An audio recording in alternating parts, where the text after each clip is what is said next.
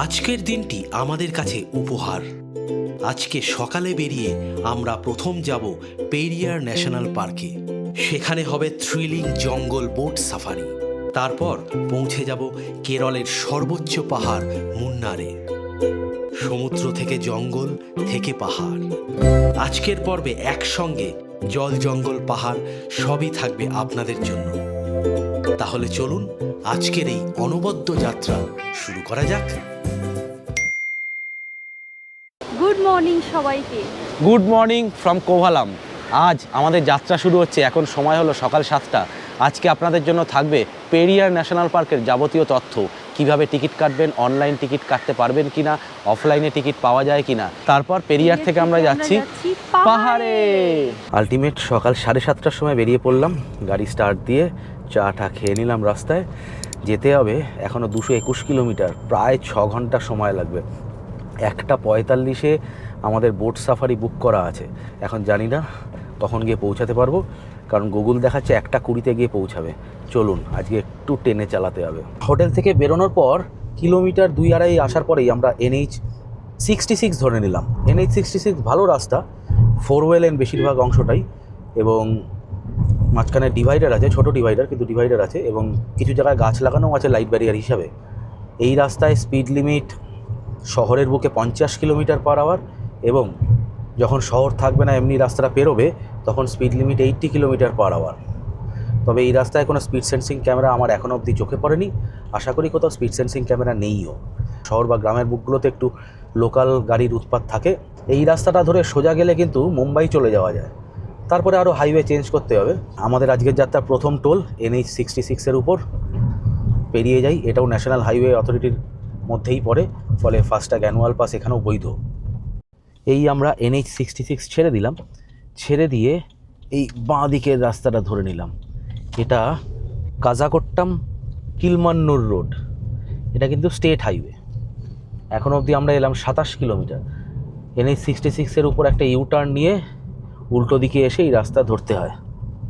আর 4 lane থাকবে না, এবার পুরোটাই বোথ লেন, ফলে এই রাস্তায় সময়টা বেশি লাগে। এই জন্যই সময়টা একটু বেশিই দেখাচ্ছে।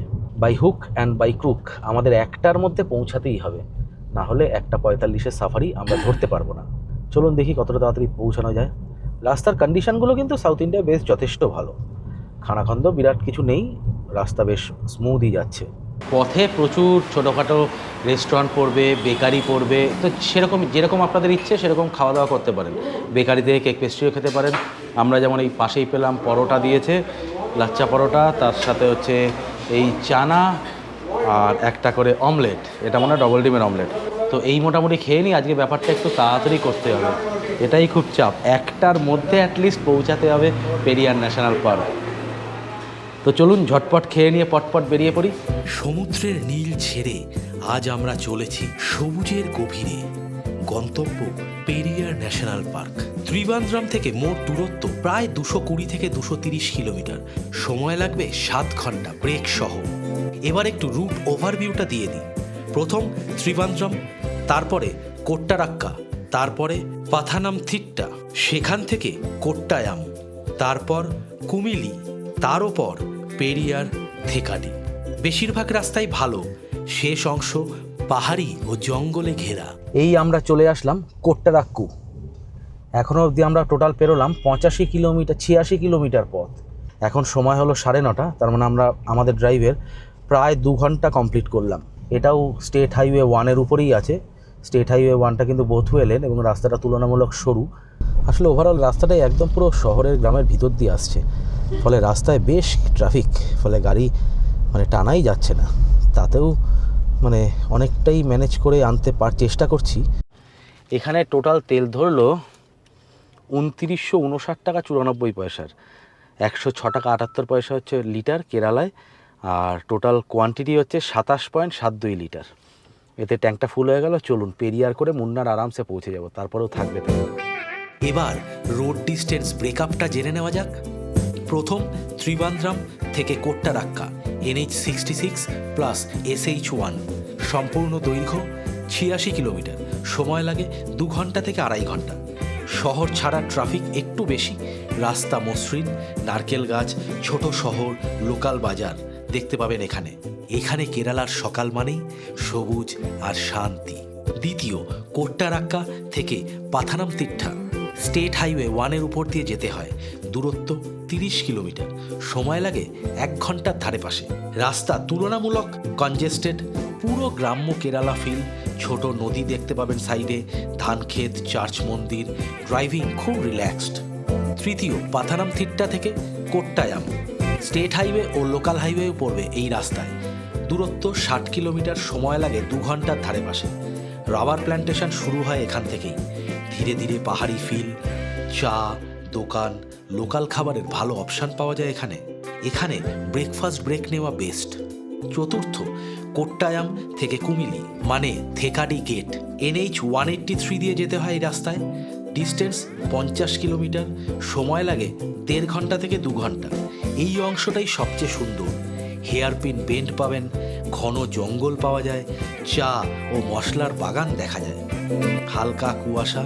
এখান থেকেই শুরু আসল পেরিয়ার অনুভূতি। পঞ্চম, কুমিলি থেকে পেরিয়ার ন্যাশনাল পার্ক। এটি মাত্র 2 কিলোমিটারের রাস্তা, সময় লাগে 10 মিনিট। এই রোড ট্রিপের টিপস আছে কতগুলো, চট করে বলে দিই। প্রথম, পাহাড়ি রাস্তায় হর্ন অবশ্যই ব্যবহার করবেন। জঙ্গলের অংশে স্পিড কম রাখুন। রাতে এই অংশে ড্রাইভ না করাই ভালো। গাড়ির জ্বালানি আগে থেকেই ভরে রাখুন। এবার সমুদ্র পিছনে পড়ে রইল, সামনে শুধুই সবুজ। স্বাগতম আপনাদের পেরিয়ারে।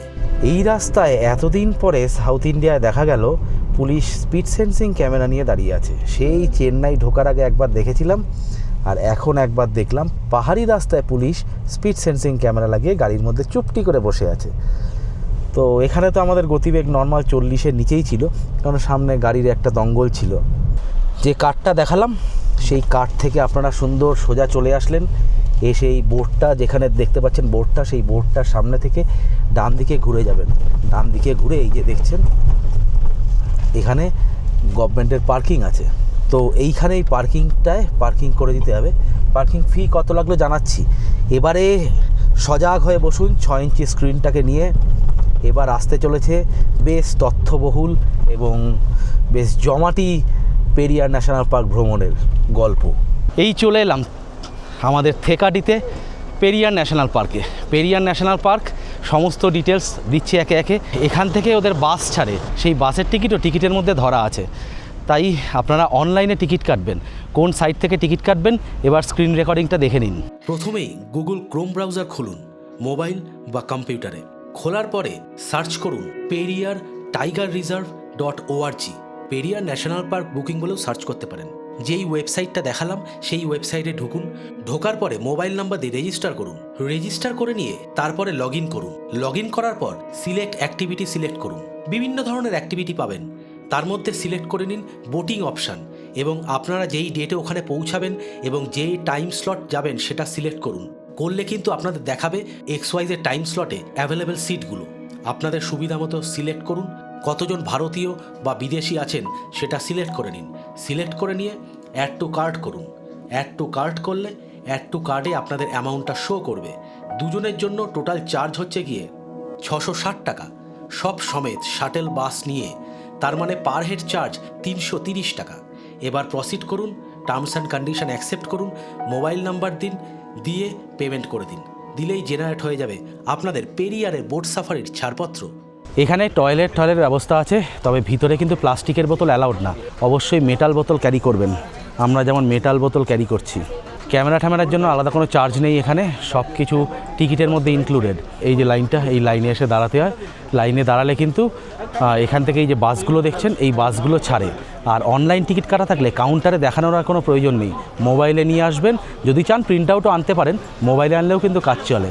বাসের যাত্রাটা বেশ মনোরম এবং আরামদায়ক বলতে পারেন। তবে এখানে যাওয়ার সময় জঙ্গলে খেয়াল রাখবেন। আমরা যেমন হরিণ দেখলাম, বাস তো হরিণ দেখার জন্য দাঁড়াবে না, তাই বেগেই বেরোচ্ছে। তো তার জন্য ক্যামেরাটা অন করে দেখানো গেল না। ভেতর থেকে তো যা যা দেখতে পাবো অবশ্যই দেখাবো। তবে এখানে জঙ্গল সাফারির মজাটাই কিন্তু আসল। মানে এখানে এসে জন্তু দেখতেই পাবেন, যে কোনো জঙ্গলই, সেটা মানে কপালের ব্যাপার। আফ্রিকায় গেলে যেমন জন্তুরা আপনাদের এসে বলবে টুকি টুকি, কিন্তু সেটা ছাড়া বাকি জায়গায় জন্তু দেখা কপালের ব্যাপার। তো চলুন, বাস আমাদের প্রায় পয়েন্টে নিয়ে চলে এলো। তো এই বাসে করে যখন যাবেন তখন জঙ্গলের দিকে খেয়াল রাখবেন, নিচে জল টল আছে, অনেক জায়গায় হরিণ টরিণ চড়ে বেড়াচ্ছে, ভালো লাগবে দেখতে। এই যে এখানে দেখুন ক্যান্টিনও আছে, এখানে বাইটস ক্যাফেও আছে, জঙ্গল বাইটস ক্যাফে। বাস আমাদের এখানে নামালো, নামিয়ে এবার এখান থেকে যেতে হবে। এই যে দেখুন এটা হচ্ছে বোটিং টাইমিং, 255 টাকা করে টিকিট প্লাস 30 টাকা লাগে এই বাসের জন্য। ভিতরে ঢোকার পর এটা হচ্ছে ওয়েটিং কিউ, সুন্দর ব্যবস্থাপনা আছে।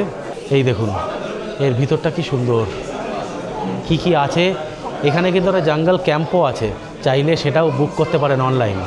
Kerala forest and wild life department, এই যে এখানে ট্রাইবাল হেরিটেজ, এই পারফরমেন্সগুলো হয় প্রতিদিন সন্ধ্যে 6টা থেকে 7টা। এই যে বনশ্রী অডিটোরিয়াম, সেখানে জায়গাটা খুব সুন্দর।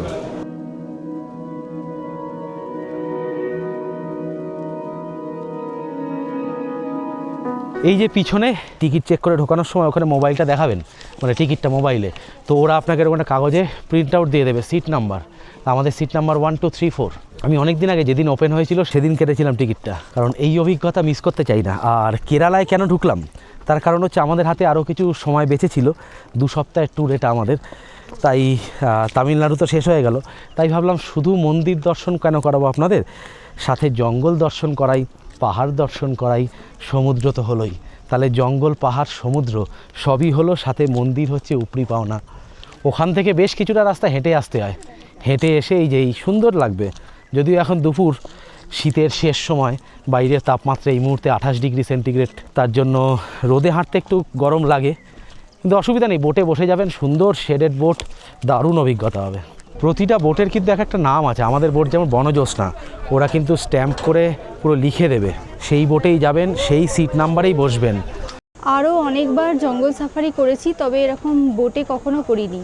এটা একটা ফার্স্ট টাইম আমাদের এক্সপিরিয়েন্স হতে চলেছে, একদম অনন্য অভিজ্ঞতা। জঙ্গল সাফারি যেদিন এই টিকিট খুলেছিল আমি সেদিনই টিকিটটা কেটেছিলাম, তো এত এক্সাইটেড এই বোটে যাওয়ার জন্য, কারণ সারা ভারতের একমাত্র জঙ্গল সাফারি হয় সুন্দরবন ছাড়া। কারণ সুন্দরবন হচ্ছে ম্যানগ্রোভ ক্রিক্স, তো নোনা জলে ওটা, এটা হচ্ছে মিষ্টি জলের হ্রদ। তো ওই মিষ্টি জলের হ্রদে একমাত্র জায়গা যেখানে এই বোটে করে সাফারি করা যায়। আমার জানা নেই আর কোনো জায়গা, আপনাদের কি জানা আছে? যদি জানা থাকে তাহলে কমেন্টে জানান, আমরা সেখানেও অবশ্যই সাফারি করতে যাব। যেহেতু প্রথম কেটেছিলাম তাই আমাদের আপার ডেকে 1 2 3 4 সিট নাম্বার, এই হচ্ছে 1 2, আর এই যে মা বাবা পিছনে 3 4। তো বেশ অনন্য অভিজ্ঞতা, সামনে থেকে সব কিছু দেখা যাবে, সাইড থেকে সব কিছু দেখা যাবে। বোটগুলো কিন্তু ক্লাসি, উপরে দেখছেন শেড দেওয়া, বসার সঙ্গে সঙ্গে কিন্তু এটা পরে নিতে হবে, লাইফ জ্যাকেট পরে নিতে হবে। এছাড়াও এই যে দেখেছেন লাইফ ভেসেলগুলোও দেওয়া আছে। দৃশ্যপট কিন্তু চমৎকার, মন পুরো ভরে যাচ্ছে। এই টোটাল জঙ্গল 925 বর্গ কিলোমিটার বা 925 স্কোয়ার কিলোমিটার এলাকা জুড়ে বিস্তৃত। টাইগার রিজার্ভ হিসাবে 1950 সালে এই জঙ্গল স্বীকৃতি পায়। প্রতিটা বোটে এই যে দেখেছেন সিসিটিভি ক্যামেরা লাগানো আছে। শুধু সিসিটিভি ক্যামেরা লাগানো আছে বলেই নয়, যে কোনো জঙ্গল সাফারিতেই ধূমপান মদ্যপান একদম নিষেধ। 1:45 টাইম ছিল, কিন্তু বোটটা ছাড়লো 2:05। তাহলে কি 10 মিনিট পরে নিয়ে আসবে এখানে? সেটা জানি না, সেটা জানতে গেলে জঙ্গল সাফারিটা দেখতে হবে। এনাদের কিন্তু অনেকগুলো বোট আছে, দেখছেন 1 2 3 4 5টা বোট আছে, পিছনেও একটা আছে। তো তাই জন্য মানে টিকিট পাওয়ার অসুবিধা খুব একটা হয় না, তবে আমি রেকমেন্ড করব সবসময় অনলাইনে টিকিট কেটে আনাই বুদ্ধিমানের কাজ। চলুন, বোট চালু হয়ে গেছে, আমরাও জঙ্গল সাফারি শুরু করে দিয়েছি। জঙ্গল সাফারিতে এলে এর ধারে পাশে প্রচুর হোটেল আছে, সেখানেও আপনারা থাকতে পারেন। থাকার কিছু সুবিধা হচ্ছে গিয়ে, ধরুন আপনারা আগের দিন সন্ধ্যেবেলা দুপুরবেলা এসে পৌঁছালেন, তাহলে বিকেলের সাফারিটা করবেন। বিকেলের সাফারি হচ্ছে গিয়ে 3:15 থেকে 5টা অবধি। সেই সাফারিটা করলে আর ফেরত কোথাও যেতে পারবেন না, ফলে এখানেই হোটেল নিয়ে থাকতে হবে। আর দ্বিতীয় হচ্ছে, ধরুন এলেন বিকেলের পরে কোথাও দিয়ে সাইট সিন করে, তো এখানে এসে রাত্রিরে থাকলেন, পরের দিন ভোরবেলা সাফারিটা করবেন। সকাল 7টা থেকে শুরু হয় সাফারিটা, 7:15 খুব সম্ভবত টাইমটা। সেই সাফারিটা করবেন। ভোর এবং বিকেল এই দুটো সাফারিতেই যে কোনো জঙ্গলেই সাইটিংয়ের চান্স অনেক বেশি থাকে।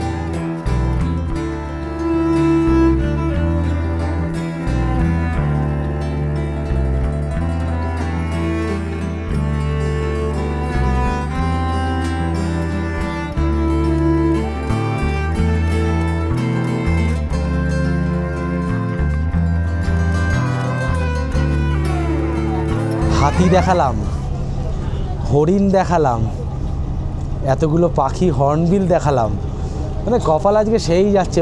শুধু বাঘটা পেয়ে গেলেই 16 কালা পূর্ণ হবে।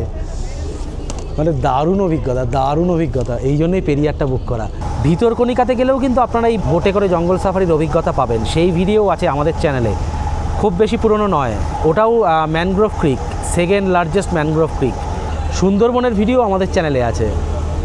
খাই সুন্দরবন নয়, কিন্তু পিওর জঙ্গল সাফারির মজা নেওয়া সুন্দরবন।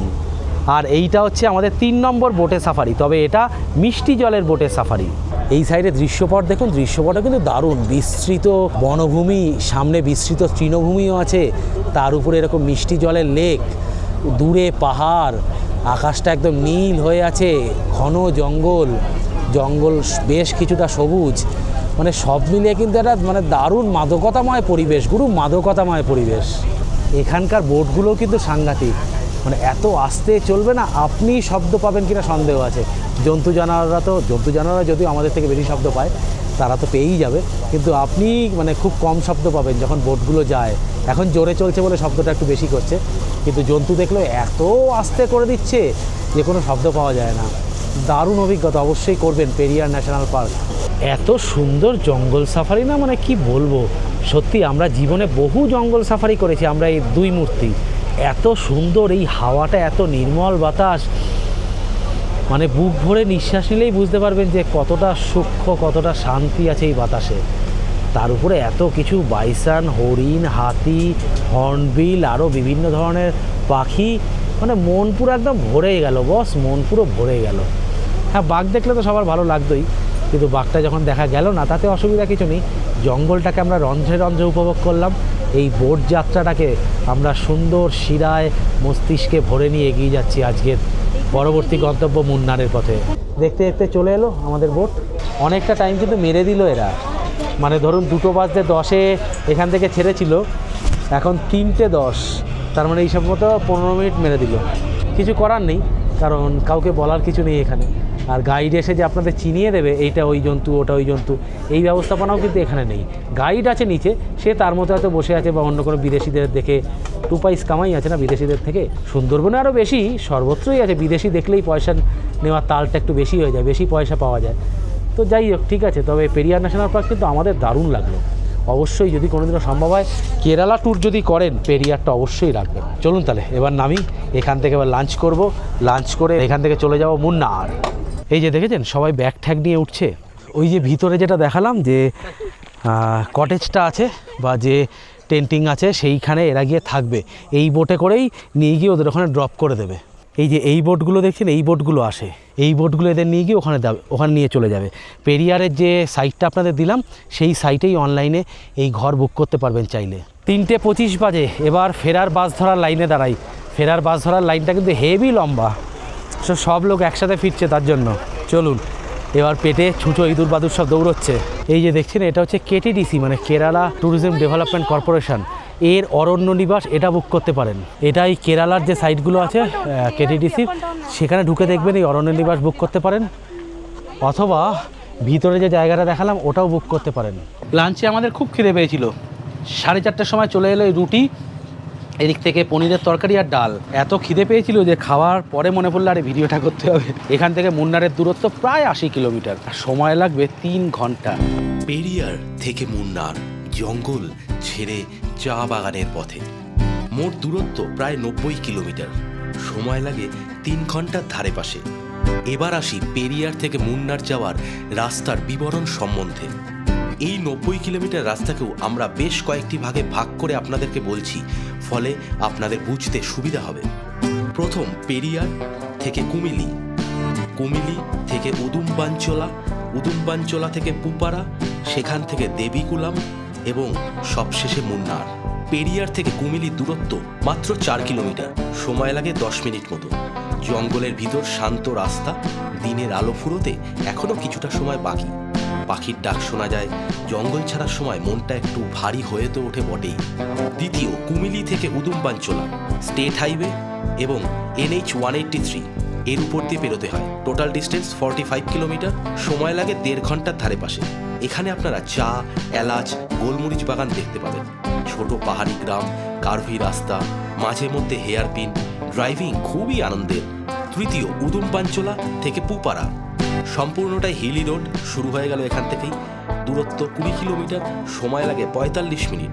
পাহাড়ের উপরে রাস্তা, উপত্যকার ভিউ, কুয়াশা প্লাস ঠান্ডা বাতাস, এখানে থামতে ইচ্ছা করে বারবার।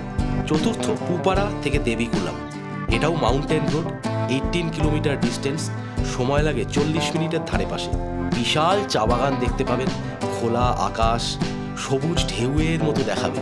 পঞ্চম দেবীকুলাম থেকে মুন্নার, NH 85, দূরত্ব মাত্র 4 কিলোমিটার, সময় লাগে 15 মিনিট।